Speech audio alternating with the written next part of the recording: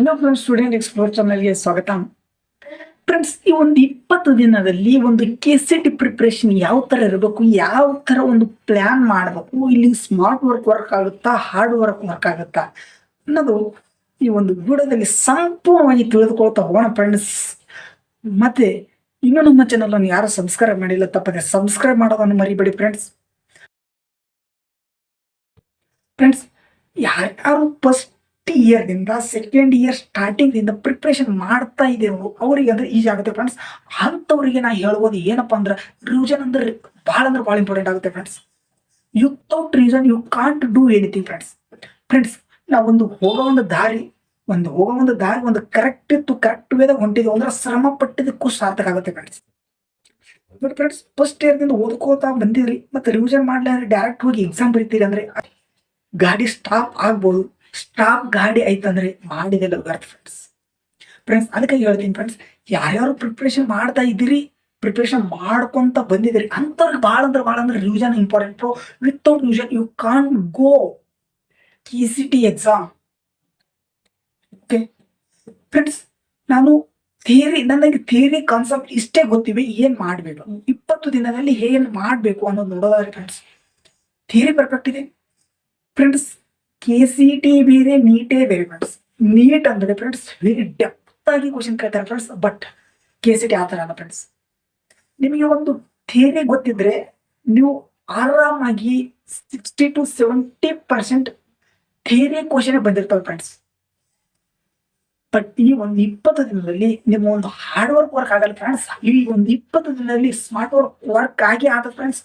Hard work ಮಾಡಿದ್ರೆ time consume ಆಗುತ್ತೆ friends. ನೀವೇ ವಿಚಾರ ಮಾಡಿ ಫ್ರೆಂಡ್ಸ್, ಒಂದು 20 ದಿನಗಳಲ್ಲಿ ಒಂದು ಶಾರ್ಟ್ ಟೈಮ್ ಅಲ್ಲಿ ನೀವು ಒಂದು big syllabus first PUC second PUC syllabus ಅನ್ನು ಮುಗಿಸೋದು ಭಾಳ ಕಷ್ಟ ಫ್ರೆಂಡ್ಸ್. ಅದಕ್ಕಾಗಿ ಫ್ರೆಂಡ್ಸ್, ಒಂದು ವೆರಿ ಇಂಪಾರ್ಟೆಂಟ್ ಅಂದ್ರೆ ಫ್ರೆಂಡ್ಸ್, ಈ ಒಂದು 20 ದಿನ ಒಂದು ಸ್ಕೆಡ್ಯೂಲ್ ಅಲ್ಲಿ ಒಂದು ಪ್ಲಾನ್ ಅಲ್ಲಿ ಚಾಪ್ಟರ್ ವೆಟ್ಟೇಜ್ ಮೂಲಕ ಸ್ಟಡಿ ಮಾಡೋದು ಭಾಳ ಇಂಪಾರ್ಟೆಂಟ್ ಫ್ರೆಂಡ್ಸ್. ಒಂದು ಚಾಪ್ಟರ್ ವೆಟ್ಟೇಜ್ ಮೂಲಕ ನೀವು ಏನಾದ್ರು ಒಂದು ಸ್ಟಡಿ ಮಾಡಿದ್ದೆ ಆಗಲಿ ನೀವು ಫ್ರೆಂಡ್ಸ್ ಆರಾಮಾಗಿ ಫ್ರೆಂಡ್ಸ್ 10,000 ಅಂಡರ್ ಒಳಗೆ ರ್ಯಾಂಕ್ ಆರಾಮಾಗಿ ಪಡೆದುಕೊಳ್ಬಹುದು ಫ್ರೆಂಡ್ಸ್. ಚಾಪ್ಟರ್ ವೈಸ್ ವೇಟೇಜ್ ಅಂದ್ರೆ ಏನು ಫ್ರೆಂಡ್ಸ್, ಒಂದು ಪರ್ಟಿಕ್ಯುಲರ್ ಸೋ ಮೆನಿ ಚಾಪ್ಟರ್ಸ್ ಗಳಿದಾವೆ friends. Biology, chemistry, first PUC, second PUC, so many ಅಂದ್ರೆ ಭಾಳ ಅದರಲ್ಲಿ ನೋಡಿ ಫ್ರೆಂಡ್ಸ್. ಫಸ್ಟ್ ಆಫ್ ಆಲ್ ಹೇಳೋದಂದ್ರೆ KCET ಎಕ್ಸಾಮ್ ಅಲ್ಲಿ ಫಸ್ಟ್ PUC ದಿಂದ ಸಿಲೆಬಸ್ ದಿಂದ ಬರಂತ ಒಂದು ಸಿಲೆಬಸ್ ಪರ್ಸೆಂಟೇಜ್ ಎಷ್ಟಪ್ಪ ಅಂದ್ರೆ 30 to 40%. ನಿಮ್ಗೆ ಏನಾದ್ರೂ ಒಂದು ಫಸ್ಟ್ PUC ನಿಮಗೆ ಕಷ್ಟ ಆಗ್ತಾ ಇದೆ ಅಂದ್ರೆ ಫ್ರೆಂಡ್ಸ್ ಅದು ಬಿಟ್ಟರು ಪರವಾಗಿಲ್ಲ. ಯಾಕಂದ್ರೆ ನೀವು ಫಸ್ಟ್ PUC ಆಲ್ರೆಡಿ ನೆನಪು ಹಾರಿರ್ತಾರೆ, ಈ ಸೆಕೆಂಡ್ PUC ನೆನಪು ಹಾರಿರಿ ಅಂದ್ರೆ ಫಸ್ಟ್ PUC ಹಾರೋದೇನು ಬಾಳೆ ಹರಿತೀವಿ. ಅದಕ್ಕಾಗಿ ಹೇಳ ಫ್ರೆಂಡ್ಸ್, ಫಸ್ಟ್ PUC ಬೇಡ ಬಿಡ್ರಿ. ಸೆಕೆಂಡ್ PUC ಯಾಕೆ ಅಂದ್ರೆ ಸೆಕೆಂಡ್ PUC ಇದು ಫುಲ್ ಪರ್ಫೆಕ್ಟ್ ಇದ್ರೆ ಅಂದ್ರೆ ಫ್ರೆಂಡ್ಸ್ ಆರಾಮಾಗಿ 10,000 ಒಳಗೆ ರ್ಯಾಂಕಿಂಗ್ ಪಡ್ಕೋಬಹುದು ಫ್ರೆಂಡ್ಸ್. ನಿಜವಾಗ್ಲೂ ಫಸ್ಟ್ PUC ಹಾರ್ಡ್ ಇದೆ ಸೆಕೆಂಡ್ PUC ಸಿಲೆಬಸ್ ಗಿಂತ ಫ್ರೆಂಡ್ಸ್. ಸೆಕೆಂಡ್ PUC ಅಲ್ಲಿ ಏನೇನು ಓದಿದ್ರಿ ಥಿಯರಿ ಕಾನ್ಸೆಪ್ಟ್ ಅವೇ ಒಂದ್ಸಲ ರಿವಿಷನ್ ಮಾಡಿ ಫ್ರೆಂಡ್ಸ್. ಮತ್ತೆ MCQ ಅಂದ್ರೆ previous year question paper at least ಈ ಒಂದು 20 ಡೇಸ್ ಅಲ್ಲಿ ಅಟ್ಲೀಸ್ಟ್ 5 ಕ್ವಶನ್ ಪೇಪರ್ ಆದ್ರೂ ನೀವು ಬಿಡಿಸಿದ್ರಿ ಅಂದ್ರೆ ಆಲ್ಮೋಸ್ಟ್ ಅದೇ ರಿಲೇಟೆಡ್ ಕ್ವಶನ್ ಬರುವ ಚಾನ್ಸಸ್ ಭಾಳ ಇದೆ ಫ್ರೆಂಡ್ಸ್. ಆ ರಿಲೇಟೆಡ್ ಬಂದೇ ಬರುತ್ತೆ ಫ್ರೆಂಡ್ಸ್. ಅದಕ್ಕಾಗಿ ಹೇಳೋ friends, previous year question paper also important friends. ಮತ್ತೆ ಸ್ಮಾರ್ಟ್ ವರ್ಕ್ ಇಂಪಾರ್ಟೆಂಟ್, ಮತ್ತೆ consistency also very important friends. If you maintaining 3 things then you will get under 10,000. So ಹೀಗೆ ವಿಚಾರ ಮಾಡಿ, ಈ ಒಂದು ಸ್ಟಡಿ ಮಾಡೋಕ್ಕಿಂತ ಮೊದಲು ನೀವು ಯಾವ ಒಂದು ಫೀಲ್ಡಿಗೆ ಹೋಗ್ಬೇಕು ಅನ್ನಲಿಕ್ಕತ್ತೀರಿ ಆ ಒಂದು ವಿಚಾರ ಮಾಡಿ ಸ್ಟಡಿ ಮಾಡ್ಲಿಕ್ಕೆ ಪ್ಲಾನ್ ಮಾಡಿದ್ರೆ ಅಂದ್ರೆ ತೀರಾ ಈಜಿ ಆಗುತ್ತೆ ಫ್ರೆಂಡ್ಸ್. ಹೇಗೆ ನೋಡಿರಿ, ಈಗ ನಾ ಇಂಜಿನಿಯರಿಂಗ್ ಹೋಗ್ಬೇಕಾಗಿದೆ ಅಂದ್ರೆ ಬಯಾಲಜಿ ಬೇಡ. ನೀವು ಬಯಾಲಜಿ ಎಕ್ಸಾಮ್ ಬರೋದು ಕೌಂಟ್ ಮಾಡೋದಿಲ್ಲ ಫ್ರೆಂಡ್ಸ್. ಬಯಾಲಜಿ ಬಿಟ್ರೆ ಅಂದ್ರೆ ಓನ್ಲಿ 3 ಸಬ್ಜೆಕ್ಟ್. ಇದು ಈಜಿ ಆಗುತ್ತೆ, ಟೈಮ್ ಉಳಿಸುತ್ತೆ. ಬಟ್ ನಾ ಮೆಡಿಕಲ್ ಅಂದ್ರೆ ಬಯಾಲಜಿ ರಿಲೇಟೆಡ್ ಇದ್ದ ಒಂದು ಕೋರ್ಸಿಗೆ ಹೋಗ್ಬೇಕಂದ್ರೆ you have to study biology and leave the maths ಬಿಟ್ಬಿಡಿ. ಈಸಿ ಆಗುತ್ತೆ. ಈ ಒಂದು ಎಲ್ಲಾ ಸಬ್ಜೆಕ್ಟ್ ನೀವು ಕನ್ಸ್ಯೂಮ್ ಮಾಡದೆ ಮ್ಯಾಥ್ಸ್. ನೀವು ಬಯಾಲಜಿ ರಿಲೇಟೆಡ್ ಕೋರ್ಸಸ್ ಹೋಗ್ಬೇಕಾದ್ರೆ ಮ್ಯಾಥ್ಸ್ ಹಾಕೋತೀರಿ ಬಿಟ್ಬಿಡ್ರಿ ಸಾಕ್. ನಿಜ ನಾ ಹೇಳ್ತಾ ಇರೋದು ನಿಜ ಫ್ರೆಂಡ್ಸ್. ಈ ತರ ಒಂದು ಪ್ಲಾನ್ ಮಾಡ್ಕೊಂಡ್ರಿ ಅಂದ್ರೆ ನಿಮಗೆ ತುಂಬಾ ಈಸಿ ಅಂದ್ರೆ ಈಸಿ ಆಗುತ್ತೆ ಫ್ರೆಂಡ್ಸ್. ಈ 20 ದಿನಗಳಲ್ಲಿ ಒಂದು ಒಳ್ಳೆ ಕಾಲೇಜ್ ಸೇರ್ಬೇಕು, ಒಂದು ಒಳ್ಳೆ ಗುರಿ ಅದ, ಗುರಿ ಮುಟ್ಟಿಸ್ಬೇಕು, ಒಂದು ಒಳ್ಳೆ ಇಂಜಿನಿಯರಿಂಗ್ ಆಗ್ಬೇಕಂದ್ರೆ you have to study only 20 days. ನಾ ವರ್ಷ ಪೂರ್ತಿ ಸ್ಟಡಿ ಮಾಡಿಲ್ಲ, ಓಕೆ, PUC ಮಾಡಿ, okay, at least you have to study 20 days. ಈ ಒಂದು 20 days ಅನ್ನೋದು ಭಾಳ ಅಂದ್ರೆ ಭಾಳ ಇಂಪಾರ್ಟೆಂಟ್ ಆಗ್ತದೆ ಫ್ರೆಂಡ್ಸ್. ಈ ಒಂದು 20 days ನಿಮ್ಮ ಲೈಫ್ ಅನ್ನು ಚೇಂಜ್ ಮಾಡ್ಬೋದು. ಹಂಗೆ ಲೈಫ್ ಚೇಂಜ್ ಮಾಡ್ಬೋದು ಈ 20 days ಅಂತ ಕೇಳಿದಾಗ ಫ್ರೆಂಡ್ಸ್.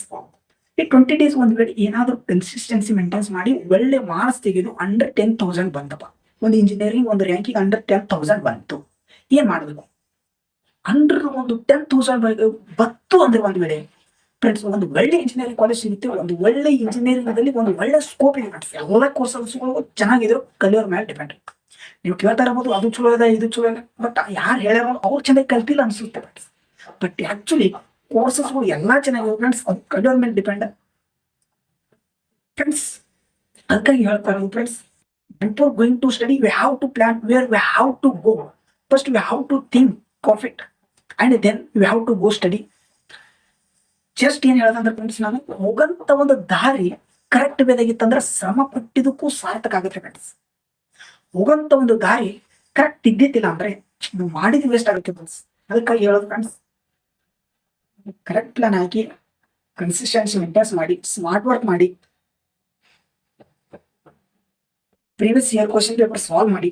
ಇಷ್ಟು ಮಾಡೋದ್ರಿಂದ ಸಾಕು ಫ್ರೆಂಡ್ಸ್. ಫುಲ್ ಡೆಪ್ತ್ ಆಗಿ ಹೋಗೋದ್ರಿಂದ ಟೈಮ್ ವೇಸ್ಟ್ ಆಗುತ್ತೆ. ಚಾಪ್ಟರ್ ವೇಟೇಜ್ ಮೂಲಕ ಹೋಗಿ. ಸಪೋಸ್ ಯಾಕಂದ್ರೆ ಒಂದು ಕೆಮಿಸ್ಟ್ರಿ ಒಂದು ಬಯಾಲಜಿ ಚಾಪ್ಟರ್ ಇರ್ತಾ, ಆ ಬಯಾಲಜಿಯಿಂದ 5 ಕ್ವಶನ್ ಬರ್ತಾವ ಅಂತ ಒಂದು ಈ ತರ ಇರ್ತೈತಿ. First you have to go through this chapter.